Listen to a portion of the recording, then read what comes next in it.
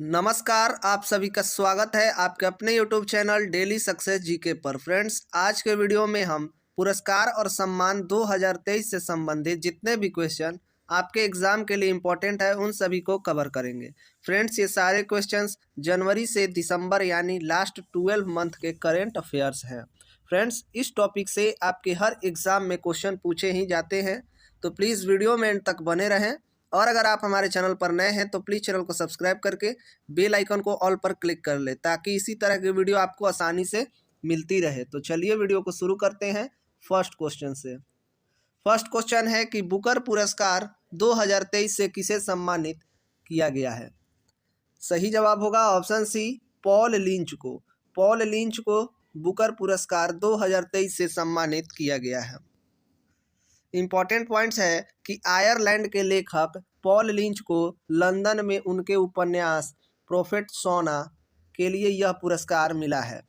Booker पुरस्कार के बारे में बात करें तो बुकर पुरस्कार एक साहित्यिक पुरस्कार है जो हर साल यूके या आयरलैंड में पब्लिश हुए सर्वश्रेष्ठ उपन्यास के लिए दिया जाता है। अगला सवाल है कि 33वां व्यास सम्मान 2023 किसने जीता है। सही जवाब होगा ऑप्शन ए, पुष्पा भारती। पुष्पा भारती ने 33वां व्यास सम्मान 2023 जीता है। इम्पॉर्टेंट पॉइंट्स है कि उन्हें यह अवार्ड उनके संस्मरण यादें यादें और यादें के लिए दिया गया है। यह पुस्तक वर्ष 2016 में प्रकाशित हुआ था। व्यास सम्मान की शुरुआत 1991 में हुई थी और यह अवार्ड के बिरला फाउंडेशन द्वारा दिया जाता है। इस अवार्ड को बिरला फाउंडेशन के द्वारा दिया जाता है। अगला सवाल है कि किस भारतीय महिला वैज्ञानिक को फ्रांस का सर्वोच्च नागरिक पुरस्कार जिसका नाम है लीजन डी ऑनूर से सम्मानित किया गया है। तो सही जवाब होगा option B, V R. Lalithambika. V R. Lalithambika को फ्रांस का सर्वोच्च नागरिक पुरस्कार लीजन डी ऑनूर से सम्मानित किया गया है और ऐसा करने वाली यह भारत की पहली वैज्ञानिक बनी है। इम्पॉर्टेंट पॉइंट्स है कि फ्रांस सरकार ने भारतीय अंतरिक्ष अनुसंधान संगठन यानी इसरो की वैज्ञानिक डॉक्टर वी.आर. ललितांबिका को अपने शीर्ष पुरस्कार से सम्मानित किया। फ्रांस और भारत के बीच अंतरिक्ष सहयोग में भागीदारी के लिए राजदूत थियरी माथौ ने यह सम्मान डॉक्टर ललितांबिका को दिया। अगला सवाल है कि मिस यूनिवर्स 2023 का खिताब किसने जीता है। सही जवाब होगा ऑप्शन सी, सेनिस प्लासियोस। सेनिस प्लासियोस ने मिस यूनिवर्स 2023 का खिताब जीता है। इम्पॉर्टेंट पॉइंट्स है कि सेनिस प्लासियोस मिस यूनिवर्स का टाइटल जीतने वाली निकारागुआ की पहली महिला बन गई हैं। वह 72वीं मिस यूनिवर्स बनी है और भारत का प्रतिनिधित्व श्वेता शारदा ने की थी। अगला सवाल है कि इटली के सर्वोच्च सम्मानों में से एक द ऑर्डर ऑफ मेरिट से किसे सम्मानित किया गया है। सही जवाब होगा ऑप्शन डी, कबीर बेदी। कबीर बेदी को इटली के सर्वोच्च सम्मान में से एक द ऑर्डर ऑफ मेरिट से सम्मानित किया गया है। इम्पॉर्टेंट पॉइंट्स है कि कबीर बेदी सिर्फ हिंदी सिनेमा में ही नहीं बल्कि दुनिया भर में अपने अभिनय का जलवा बिखेर चुके हैं। फिल्म जगत में अपने सर्वश्रेष्ठ योगदान के लिए कबीर बेदी को इस पुरस्कार से सम्मानित किया गया है। अगला सवाल है कि वर्ष 2023 में संयुक्त राष्ट्र शरणार्थी नानसेन पुरस्कार किसने जीता है। सही जवाब होगा ऑप्शन डी, अब्दुल्लाही मीरे। अब्दुल्लाही मीरे ने वर्ष 2023 में संयुक्त राष्ट्र शरणार्थी नानसेन पुरस्कार जीता है। इम्पॉर्टेंट पॉइंट्स है कि सोमाली शरणार्थी अब्दुल्लाही मायर को विस्थापित बच्चों के लिए शिक्षा के अधिकार की वकालत करने वाले उनके काम के लिए 2023 में संयुक्त राष्ट्र शरणार्थी नानसेन पुरस्कार से सम्मानित किया गया है। UNHCR नानसेन शरणार्थी पुरस्कार की स्थापना 1954 में नॉर्वेजियन वैज्ञानिक फ्रिडजॉफ नानसेन की विरासत का सम्मान करने के लिए की गई थी। अगला सवाल है कि वर्ष 2022 के लिए इंदिरा गांधी शांति पुरस्कार से किसे सम्मानित किया गया है? सही जवाब होगा ऑप्शन सी, उपयुक्त दोनों, यानी भारतीय प्रशिक्षित नर्स एसोसिएशन और इंडियन मेडिकल एसोसिएशन, इन दोनों को वर्ष 2022 के लिए इंदिरा गांधी शांति पुरस्कार से सम्मानित किया गया है। इंपॉर्टेंट पॉइंट्स है, क्यों दिया गया है इन्हें? तो भारत में कोविड-19 योद्धाओं के अथक प्रयासों के प्रति सम्मान के लिए। इंदिरा गांधी शांति पुरस्कार की बात करें तो इसकी स्थापना 1986 में इंदिरा गांधी मेमोरियल ट्रस्ट द्वारा की गई थी। यह पुरस्कार उन व्यक्तियों या संगठनों को दिया जाता है जो अंतर्राष्ट्रीय शांति और विकास सुनिश्चित करने के लिए काम करते हैं। अगला सवाल है कि नोबेल शांति पुरस्कार 2023 से किसे सम्मानित किया गया है? सही जवाब होगा ऑप्शन डी, नरगिस मोहम्मदी, जो कि ईरान की हैं। इन्हें नोबेल शांति पुरस्कार 2023 से सम्मानित किया गया है। इंपॉर्टेंट पॉइंट्स है, क्यों दिया गया है इन्हें नोबेल शांति पुरस्कार? तो ईरान में महिलाओं के उत्पीड़न के खिलाफ उनकी लड़ाई और मानवाधिकारों और स्वतंत्रता को बढ़ावा देने के लिए उन्हें दिया गया है। नोबेल शांति पुरस्कार कौन प्रदान करता है? तो नॉर्वे की संसद द्वारा चुनी गई 5 सदस्यीय समिति जो है नोबेल शांति पुरस्कार प्रदान करती है। अगला सवाल है कि प्रतिष्ठित शस्त्र रामानुजन पुरस्कार 2023 किसने जीता है? सही जवाब होगा ऑप्शन डी, रुइक्सियांग झां, जो कि चीन के रहने वाले हैं। इन्हें प्रतिष्ठित शस्त्र रामानुजन पुरस्कार 2023 से सम्मानित किया गया है। इंपॉर्टेंट पॉइंट्स है कि शस्त्र रामानुजन पुरस्कार प्रतिवर्ष गणित के क्षेत्र में उत्कृष्ट योगदान देने वाले 32 वर्ष और उससे कम आयु के व्यक्तियों को दिया जाता है। अगला सवाल है कि सत्यजीत रे लाइफ टाइम अचीवमेंट पुरस्कार 2023 से सम्मानित किया गया है। किसे सम्मानित किया गया है? तो सही जवाब होगा ऑप्शन ए, माइकल डगलस को सत्यजीत रे लाइफ टाइम अचीवमेंट पुरस्कार 2023 से सम्मानित किया गया है। इंपॉर्टेंट पॉइंट्स है कि माइकल डगलस अमेरिकी अभिनेता और फिल्म निर्माता है। यह पुरस्कार किस क्षेत्र में मिला है उन्हें? तो सिनेमा के क्षेत्र में मिला है। अगला सवाल है कि अर्थशास्त्र के क्षेत्र में नोबेल पुरस्कार 2023 किसने जीता है? सही जवाब होगा ऑप्शन सी, क्लॉडिया गोल्डिन, जो कि अमेरिका के रहने वाले हैं। इन्हें अर्थशास्त्र में के क्षेत्र में नोबेल पुरस्कार 2023 मिला है। इंपॉर्टेंट पॉइंट्स है, क्यों मिला है इन्हें अर्थशास्त्र के क्षेत्र में नोबेल पुरस्कार? तो हार्वर्ड विश्वविद्यालय की प्रोफेसर क्लॉडिया गोल्डिन को श्रम बाजार में स्त्री पुरुष के बीच भेदभाव संबंधी समझ को बेहतर बनाने के लिए अर्थशास्त्र का नोबेल पुरस्कार देने की घोषणा की गई है। अर्थशास्त्र में नोबेल पुरस्कार कौन प्रदान करता है? तो the royal Swedish academy of sciences, जो कि स्वीडन की अकादमी है, इसके द्वारा अर्थशास्त्र में नोबेल पुरस्कार प्रदान किया जाता है।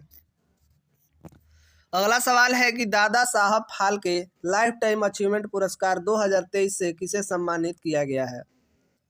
सही जवाब होगा ऑप्शन बी, वहीदा रहमान को। वहीदा रहमान को Dada Saheb Phalke life time achievement पुरस्कार 2023 से सम्मानित किया गया है।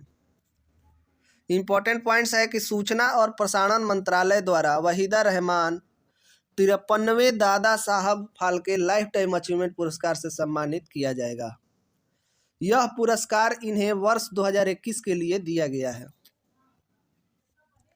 अगला सवाल है कि 2023 में प्रतिष्ठित लोकमान्य तिलक पुरस्कार से किसे सम्मानित किया गया है? सही जवाब होगा ऑप्शन बी, प्रधानमंत्री नरेंद्र मोदी जी को 2023 में प्रतिष्ठित लोकमान्य तिलक पुरस्कार से सम्मानित किया गया है। इंपॉर्टेंट पॉइंट्स है कि लोकमान्य तिलक राष्ट्रीय पुरस्कार तिलक स्मारक मंदिर ट्रस्ट हिंद स्वराज संघ द्वारा प्रदान किया जाने वाला एक राष्ट्रीय पुरस्कार है। यह पुरस्कार किस क्षेत्र में दिया जाता है? तो यह पुरस्कार उन लोगों को दिया जाता है जिन्होंने राष्ट्र की प्रगति और विकास के लिए काम किया है। अगला सवाल है कि साहित्य में नोबेल पुरस्कार 2023 से किसे सम्मानित किया गया है? सही जवाब होगा ऑप्शन बी, जॉन फॉसे, जो कि नॉर्वे के रहने वाले हैं। इन्हें साहित्य में नोबेल पुरस्कार 2023 से सम्मानित किया गया है। साहित्य में नोबेल पुरस्कार क्यों मिला है? तो यह पुरस्कार उनके अभिनव, नाटकों और गद्य साहित्य के लिए प्रदान किया जाएगा जो अनकही भावनाओं को आवाज़ देते हैं। साहित्य में नोबेल पुरस्कार कौन प्रदान करता है? तो रॉयल स्वीडिश अकादमी स्टॉकहोम स्वीडन की अकेडमी है जो कि साहित्य में नोबेल पुरस्कार प्रदान करती है। अगला सवाल है कि 2023 में भारत के सर्वोच्च साहित्य सम्मान 97वें ज्ञानपीठ पुरस्कार से किसे सम्मानित किया गया है? सही जवाब होगा ऑप्शन ए, दामोदर मौजो को 2023 में भारत के सर्वोच्च साहित्य सम्मान 97वें ज्ञानपीठ पुरस्कार से सम्मानित किया गया है। इम्पॉर्टेंट पॉइंट्स है कि वर्ष 2021 के लिए असमिया साहित्यकार नीलमणि फुकन को 56वां ज्ञानपीठ पुरस्कार तथा वर्ष 2022 के लिए कोंकणी साहित्यकार दामोदर मौजू को 97वां ज्ञानपीठ पुरस्कार से सम्मानित किया गया है। बात करें ज्ञानपीठ पुरस्कार की, तो ज्ञानपीठ पुरस्कार किस क्षेत्र में दिया जाता है? तो साहित्य के क्षेत्र में दिया जाता है। इसकी स्थापना 1965 ईस्वी में हुई थी और प्रथम पुरस्कार विजेता जी शंकरा कुरूप थे। अगला सवाल है कि गणित के क्षेत्र में सबसे प्रतिष्ठित पुरस्कार एबल पुरस्कार 2023 से किसे सम्मानित किया गया है? सही जवाब होगा option B, Louis Caffarelli. Louis Caffarelli को गणित के क्षेत्र में सबसे प्रतिष्ठित पुरस्कार एबल पुरस्कार 2023 से सम्मानित किया गया है। इंपॉर्टेंट पॉइंट्स है कि एबल पुरस्कार नॉर्वे के राजा के द्वारा एक या एक से अधिक उत्कृष्ट गणितज्ञों को प्रति वर्ष दिया जाने वाला नॉर्वेजियन पुरस्कार है। इसका नाम नॉर्वेजियन गणितज्ञ नील्स हेनरिक एबल के नाम पर रखा गया है। अगला सवाल है कि 2023 में उपन्यास टाइम शेल्टर के लिए अंतर्राष्ट्रीय बुकर पुरस्कार किसने जीता है?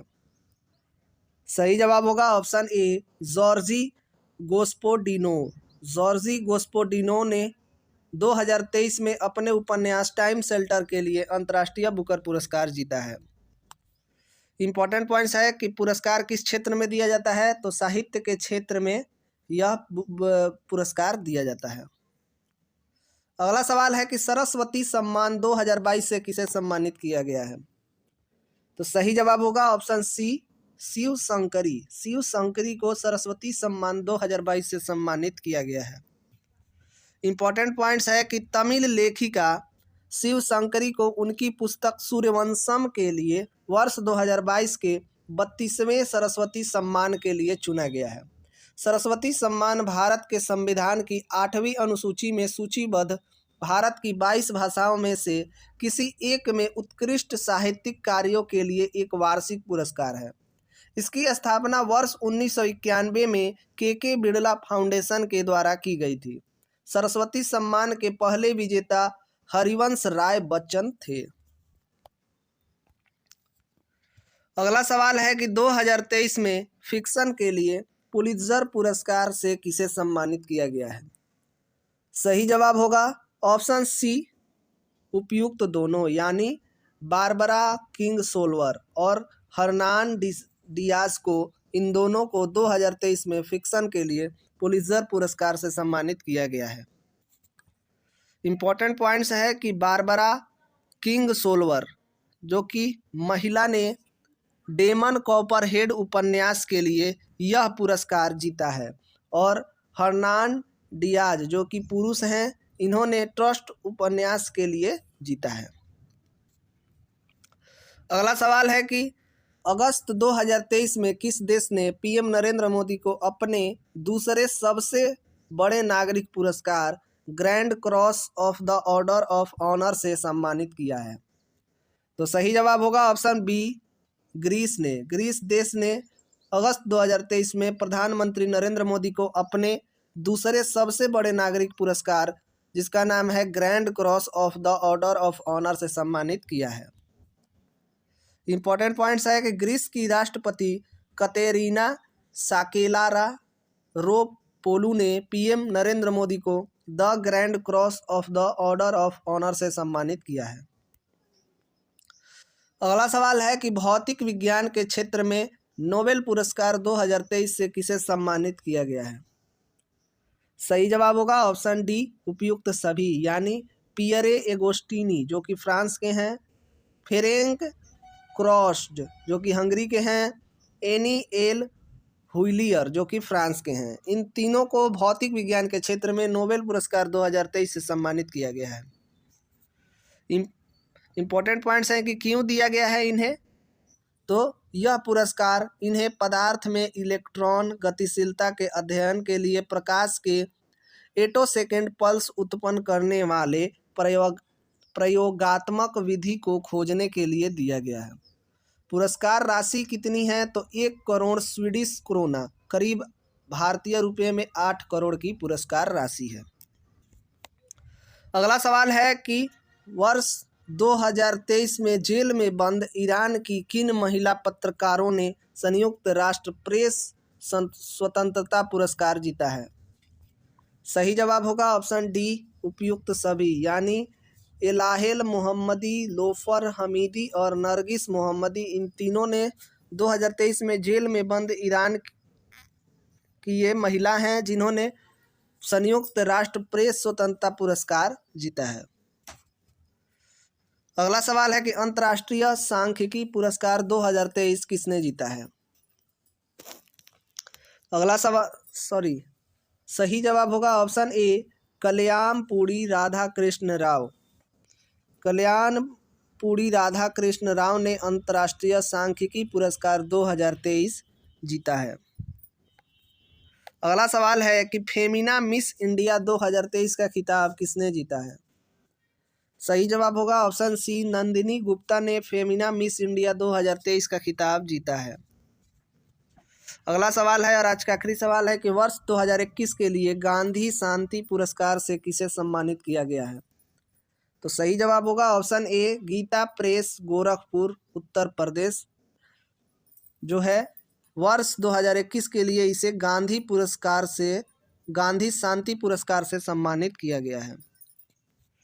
इम्पॉर्टेंट पॉइंट्स है कि गीता प्रेस 100 साल पुरानी संस्था है जो हिंदू धार्मिक ग्रंथों को छापती है। यह पुरस्कार क्यों दिया जाता है? तो यह पुरस्कार अहिंसा और अन्य गांधीवादी तरीकों के माध्यम से सामाजिक, आर्थिक और राजनीतिक परिवर्तन में योगदान देने वाले व्यक्तियों और संस्थानों को दिया जाता है।